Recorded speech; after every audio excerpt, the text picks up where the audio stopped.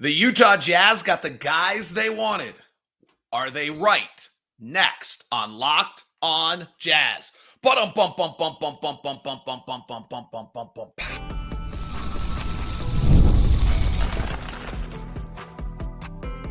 are Locked on Jazz, your daily podcast on the Utah Jazz. Part of the Locked on Podcast Network. Your team every day. How are you? I'm David Locke, radio voice of the Utah Jazz, Jazz NBA insider. This is Locked on Jazz, your daily podcast on the Utah Jazz, giving you insight, expertise, geeky numbers, and hopefully making it way better to be a Jazz fan each and every day. Thank you so much for making Locked on Jazz your first listen of the day. We are free and available on all podcasting apps. We are free on YouTube. And we're the community where you can hold the conversations about everything that's going on every day. Thank you so much for making Locked on Jazz your first listen. You're the best. Everydayers, we're there. Ace Bailey, Walter Clayton Jr.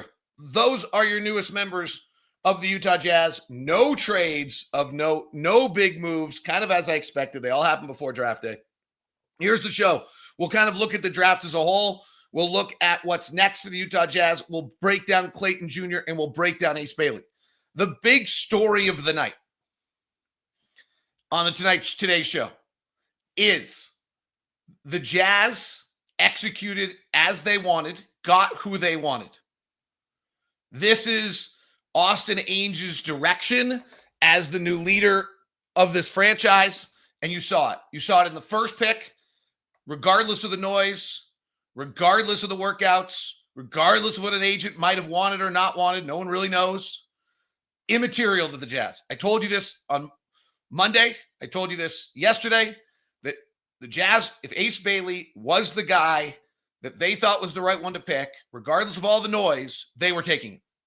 And they decided to take Ace Bailey over Trey Johnson, over Jeremiah Fears. That was the first decision. The second one that was clear, if talking to people throughout the week, they wanted Walter Clayton Jr. And they went and got him. They didn't sit at 21 with Jakovicius, with Clayton Jr., with other McNelly, with other guys on the board and said, we'll get one of them. They had one guy specifically they wanted, and they went and got him. And I think what you're seeing is you're seeing clear direction out of Austin Ainge's leadership with the Utah Jazz there. Like, immaterial to us what they might want. We're going to do what we want. And not passively letting the draft board come to them. Instead, using a second-round draft pick in a draft where this is probably the worst second round. This is a top-heavy draft. The worst second round that we have maybe ever seen in an NBA draft, because of the fact that you are have so many kids who went back to nil in college. Use one of those picks plus one of the future seconds, move up 3 spots, and go get the guy you want. So the first clear sign is a direction, an intention, and a control from Austin Ainge's leadership, giving the Jazz some direction. And now the question is he right? And there's 2 really clearly defined decisions here. The first decision is Ace Bailey over Trey Johnson. It's really pretty clearly what that decision was. So a lot of Jeremiah Fears talk.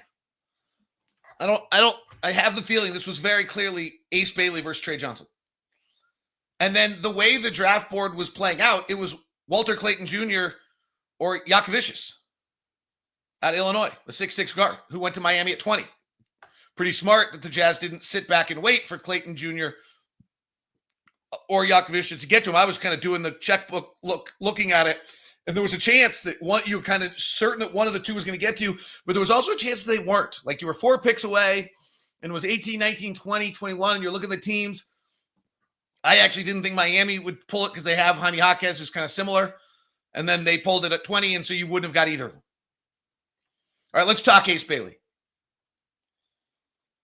The measurables are undeniable. He's 6'8". He's got a 7-foot wingspan. He's got 8'11" standing reach. Those are undeniable. And you go start running through the draft last night, you can't find many guys with the measurables, right? It's just That's why Taylor Hendricks went 9 also. You just can't find guys like that. The second one is he's a shot maker. Some of it's crazy. Now, he's one of those where I feel like you do really have to watch games. Because if you go watch a highlight video, you think he's going to be Tracy McGrady. But if you watch a game, that's not who he is. And then if you start looking at the end of the year, he was not a shot maker, he was a shot taker. And that's, I think, has to be addressed at some point. But we talked about it either yesterday or the day before on the show. In February and March, he goes 7 of 39 from 3. That's just shot taking. And shoots 40%. Something wore down during the season. In January, he shoots 49% from 3. In February, he shoots 19% from 3. In March, he shoots 17% from 3. Back to December, he shot 24% from 3. So he can get these shots off. He's thought of as a shot maker. Overall, 35% from 3, 46% overall. It's not bad, but let's be a little careful. The Jazz did meet with him in Chicago. So they have up close personal time. Austin Ainge yesterday talked about watching him at Iona. This was not a blind pick. The Jazz met with literally every single player that was taken in the first round at some point, either in a workout in Salt Lake City or in Chicago. So this was not, they've sat across the table from him. They've had the intel. They know who he is. This is not a blind pick. He has the possibility of being a really fabulous shot maker. This kid, college numbers or high school numbers and who he was out of high school, he's as big a recruit as you can have. In fact, when he left high school at 34 points a game, or was in his senior year in high school at 34 points a game and 16 rebounds and 4 assists and the Georgia Player of the Year, and it was Kansas, Kentucky, and then he goes to Rutgers, he's going to be the number 1 pick of the draft. And then Cooper Flagg reclassifies. A little background on him. His mom played at West Virginia. His dad played at Houston. So he's got a basketball background. They did split, but just a note on that, like not that it's any of our business or you're going to evaluate, but it is worth noting that on his visit to Rutgers, both of them attended at the same time. So it doesn't seem, okay, you got the point. His resume has every key moment you want. He's that big a recruit. Nike Hoop Summit, Jordan Brand Classic, McDonald's All-American, all those things. But let's get to the court and whether he's going to be. Right now, he's Michael Porter Jr. or Rashard Lewis. That's probably the likelihood of who he is. Somebody referenced another one to me, Andrew Wiggins, Golden State. Probably not Andrew Wiggins in his rookie years, but Andrew Wiggins, Golden State. The belief that he's going to be a pure isolation player who suddenly becomes, on the high end, now you're talking an all-star, is a little suspect. That's going to be the step. His handle is not great if you watch him. He's got some nice moves, 1 or 2 dribbles into things, but when he has to suddenly multiple dribble, second move to get going, it gets a little loose. The expectation on him should probably be Michael Porter Jr., Rashard Lewis, Andrew Wiggins, Golden State Warriors. Here's the biggest question. As of right now, every report on him is a lack of maturity, a little bit of a lack of focus. I thought his interviews last night were fun and you could see his personality, but I also thought the overzealous confidence makes it a little bit kind of matches that, right? When asked about Durant and Giannis, I got something for them too. Okay, fun. They got something for you, buddy. So can he learn? Can he mature? Can he adapt?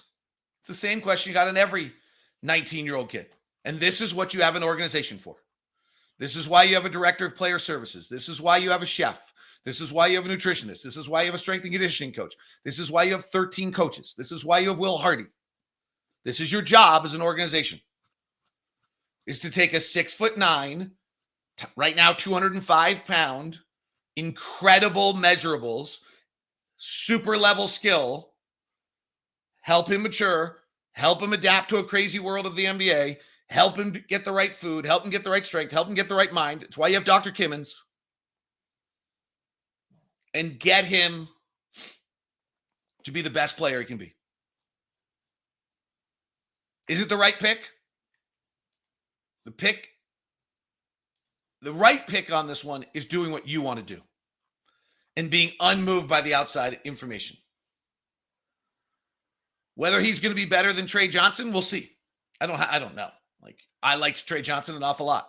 I liked Ace Bailey at 5'2". I liked multiple players who I've been wrong on before too. So and what I think is probably irrelevant to that on this level. He is unquestionably the best pure shot maker, creator with his high release of anyone in this draft. Not the best shooter, but just shot maker out of almost nothing. It's incredible. Reverse pivot, fadeaway. I mean, crazy stuff. Mid-range. And a few other notes on him. Rutgers' defense was 9 points better when he was on the floor than off the floor. His ability, when I say shot taker maker, his ability to organize quickly and rise up is elite. That's what you're drafting. He'll get that shot off in the NBA. He's got a fadeaway to be able to get it. It's great. His touch around the basket, not a ton of floaters and things, but 61%. He does seem to be an off-the-ball scoring threat. Catch and shoot off picks, something Will Hardy loves. And had a pretty good block rate. Doesn't go to the rim a lot. Doesn't play in a lot of contact. Might be because of lack of strength. Only sub 25 free throw rate. 16th percentile rim shot frequency. Not great in that stuff. And there's a difference. What's interesting to me is he doesn't have a great handle, but he's got great touch, which leads me to believe he can get a great handle. I like it. It's a shot. I don't think it's a risk. 6'8" kids who can shoot play in the NBA. 6'8" kids who can shoot play in the NBA. I've never thought this was a risk.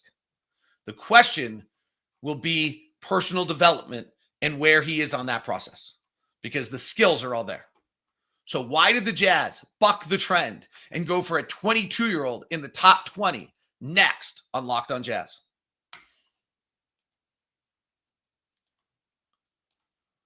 Today's edition of Locked on Jazz on this Thursday NBA Draft Reaction edition for you is brought to you by FanDuel.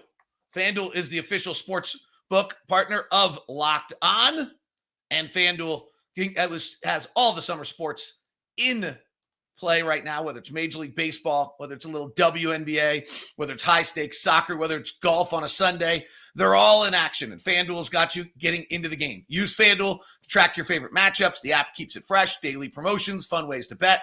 Get into the live action as the game's going on, same-day parlays. Watch a bet ride into the ninth inning. FanDuel makes it fun when you're all part of the action. It's easy to use with fast payouts. It makes even regular season games feel like must-watch events. New to FanDuel, new customers can bet just $5 and get $150 in bonus bets, and your first bet wins. Open the FanDuel app today. Visit FanDuel.com. Get started. If you got somebody other than Cooper Flagg for Rookie of the Year, go for it at FanDuel.com. That's FanDuel.com. Open the FanDuel app today. Visit FanDuel.com to get started. Today's show is also brought to you by Supply House. Supply House for you here on Locked On.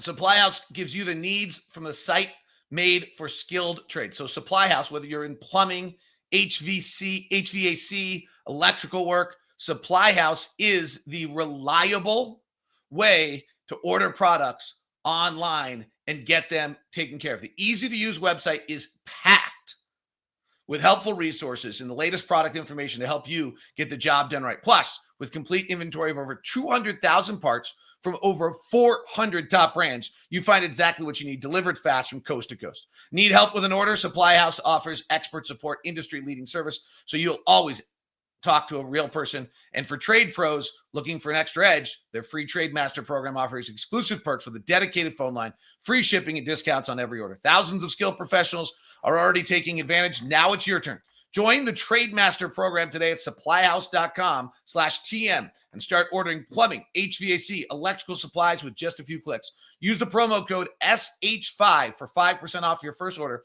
That's SH5 for 5% off your first order at supplyhouse.com. NCAA gem Walter Clayton Jr. is the Jazz pick, moving up 3 spots to 18 to go get Clayton Jr. And the Jazz got one of, if not the best shooter in the draft. And he's a winner and he's a pro. All right, let me give you just the shooting numbers to start. And we've heard him before. He was one of our greens on our board of our stats. Let's start overall with him. Again, there's some question. You have to always cautious this. This is 22-year-old against 18 and 19-year-olds. But he was 73rd in transition percentile. He was 96th percentile in isolation. Big-time numbers to show what he can do. Shooting numbers are incredible. His spot-up percentile on spot-ups, so catch and shoots, things of that nature, in the 99 on 100 attempts. The only guys better, he was in the 88th percentile. The only guys better were Jace Richardson, Con Knippel. That's it. Those are the only guys who are better. Jace Richardson, Con Knippel. Okay? His overall catch and shoot was in the 80th percentile. The only guys drafted last night that were better were Jace Richardson, Con Knippel, and Trey Johnson, who's in the 80th percentile, 84th percentile on that one. Okay? Off the bounce shooting. So jumper off the dribble. This is incredible. He took 245 shots off the dribble. The next closest of anybody drafted last night is Trey Johnson at 194. So he took 25% more shots off the bounce than the next closest guy. And he went 95 of 245 for a 54% effective field goal percentage and was in the 89th percentile. You know who was better? No one. So not only did he take more shots than every other guy, by a large margin, he made more. He was the only guy whose effective field goal percentage was better was Cooper Flagg at 56%. And Cooper Flagg off the bounce effective field goal percentage at 56%, and Clayton Jr. was at 54%. You watch the film on this. It's nuts. He can get the shot off, little step back, off the bounce, big time move every time. And it goes in. So he is an elite shot maker. His background is he's a football player, as you may have seen during the NCAA tournament and some of that kind of stuff. But it's still pretty interesting, right? So he was a cornerback, special teams expert, and had multiple Notre Dame, Tennessee, Nebraska, West Virginia, Florida, Florida State interested in him as a 4-star football recruit. Played DB, little quarterback, little wide receiver, special teams. And dropped football to fully invest in basketball, walking away from football scholarships, and ended up at Iona, and then ended up transferring to Florida, and then got it. And nailed it. Interesting quote from his mom, who's a traveling nurse. It was he telling me no days off.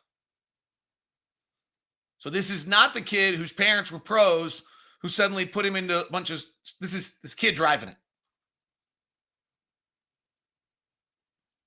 He's 6'2", so he's a little small. That's why he's available. He's 22, and that's not a great trend. Okay? Taking a 22 or older player in the top 20 has not been a very successful route in the NBA. Now, this one's interesting because if you draft him suddenly at 21 instead of 18, he doesn't fall under this category. So I think you have to be a little careful on this one. But here's the numbers on this. Top 20 picks, they're 22 years older since 2008. Chris Duarte, Tyler Hansbrough, Buddy Hield hits, Adrian Payne, Cam Johnson, pretty good. Dalton Connect, we'll see. DeLon Wright, Tristan Da Silva, Epe Udoh, Brandon Rush, Wesley Johnson, Davion Mitchell's kind of hit. Jeremy Grant, Obi Toppin, Denzel Valentine, Andrew Nicholson, Doug McDermott, Tyler Zeller. We can go run down this list. Here's what you get. Only 5 or 6 of them have hit. Now, we'll see. Neat Clifford's another one who was on this board. Cedric Coward was another one, turns 22, just missed the age cutoff, but he's right there. A bunch of the other guys ended up slipping. So it's not a great trend number when you go draft an older player, but the Jazz had this guy, you just got to address it, it's there, had this guy on their board. This is who they wanted to go get. And I like the fact they moved up to get him. Because in the conversations I had during the week, it was clear this is who they wanted.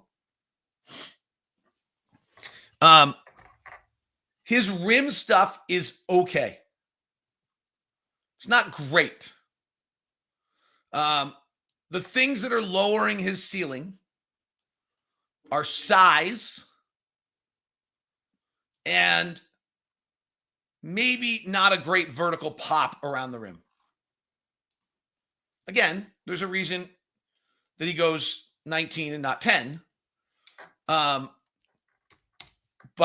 the control of the game, the shot making, the 30 points in an Elite 8 game and a Final 4 game, those are special. It is not usually, by the way, a very good script by which to go grab a kid who has a good NCAA tournament and then bump him up the draft. But I'm not sure that at 19, that's really what's happening here.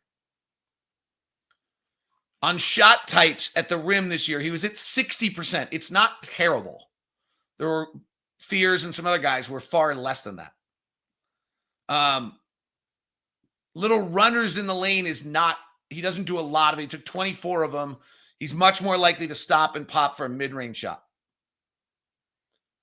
But the shooting stuff is crazy good. Crazy good.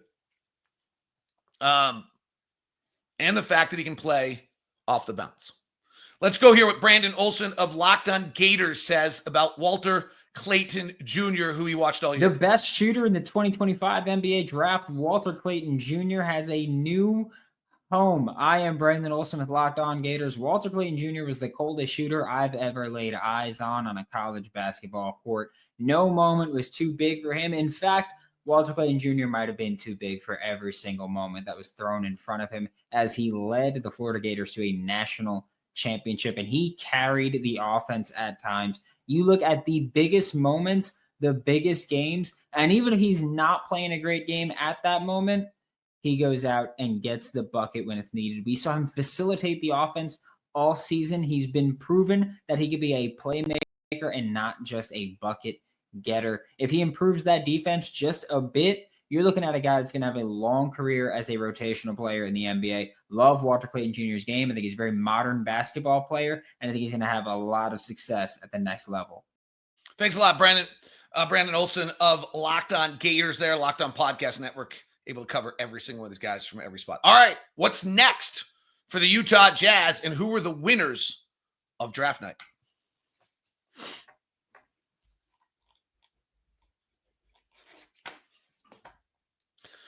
Who were the winners of draft night and what's next for the Jazz? Draft night, I have 2 winners. Everyone has the Jazz.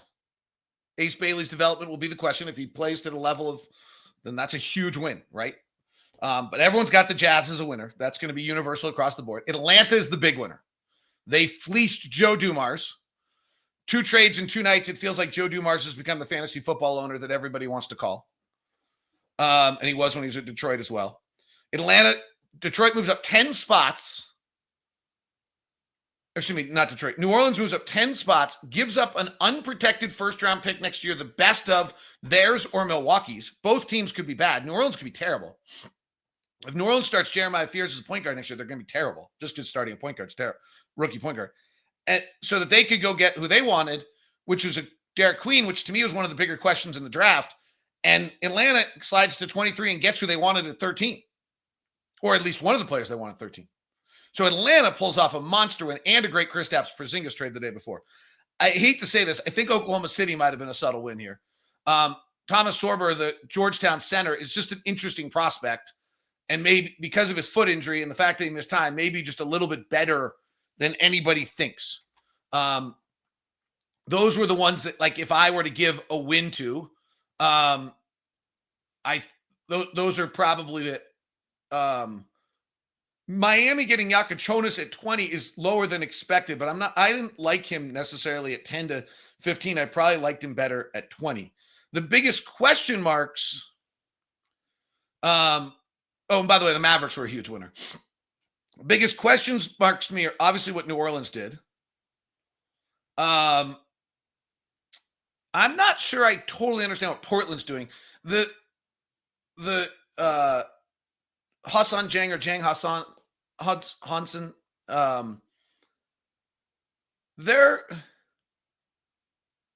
he's not unknown. Like, he's been around. He's been in for workouts. The Jazz had him in for a workout. Like, he's Chinese and he's on the Chinese national team. It's not as though he was like hidden in China behind some communist wall that people haven't seen. People knew who this was. So they suddenly have 2 7-footers that are both slow. So I don't really get this one. Like, he was in Las Vegas last year as a member of the national team, like around doing summer league scrimmages and games and things like that. This is not like a mystery. He went to the combine. Like, this is not some guy that was like hidden that they have some secret about. They just evaluated him wildly differently than everybody else. But what I don't understand about that is that he's a very like replicable to, or like comparable to Donovan Clingan, who is really, really good, but really, really slow and really a question mark of whether he can play at that. So that one's a little questionable. Phoenix grabbing 2 centers within an hour or 10 minutes of each other, I thought was a little interesting. Trading for Robert Williams and Malawach at the same time. And then, Brooklyn just using all 5 picks is just going to be hard to figure out how you develop all 5 young players at one time. So those are the ones. All right, what's next for the Jazz? What's unclear is what's going to happen with Colin Sexton, Jordan Clarkson, and John Collins. The Jazz have, if we're just being totally honest here, I don't think there's going to be some radical big thing here. I really don't. John Collins has opted in on his contract, so now the price is set. But if the Jazz had been able to move John Collins, Jordan Clarkson, or Colin Sexton for a good package, it would have happened in the last 2 years, right? If there was a market out for them that was enough to get you a good package, they would have done it. Now, John Collins had a fabulous year last year and should have better value right now than he's had at any point with the Utah Jazz because he was really good last year. And Colin Sexton's been really good, but like both of them weren't like way off the charts of what they've done before. And so I just don't think there's going to be like a massive market around these guys. So I don't know what happens and how the Jazz move them, or if they do. I don't see some move where we're putting a bunch of players together and bringing in a star. Austin Ainge, who said he won't address rumors, but also wanted to address he did not talk for Jaylen Brown. So that did not happen. You literally look at this roster right now.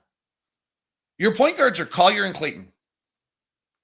Your shooting guards are Keyonte and Sensabaugh. Your wings are Ace Bailey and Cody Williams.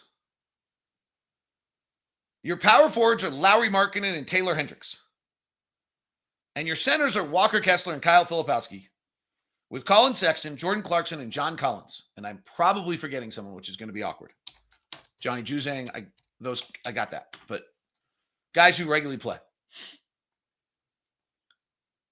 That roster takes that group picks 1 through 8 pretty clearly.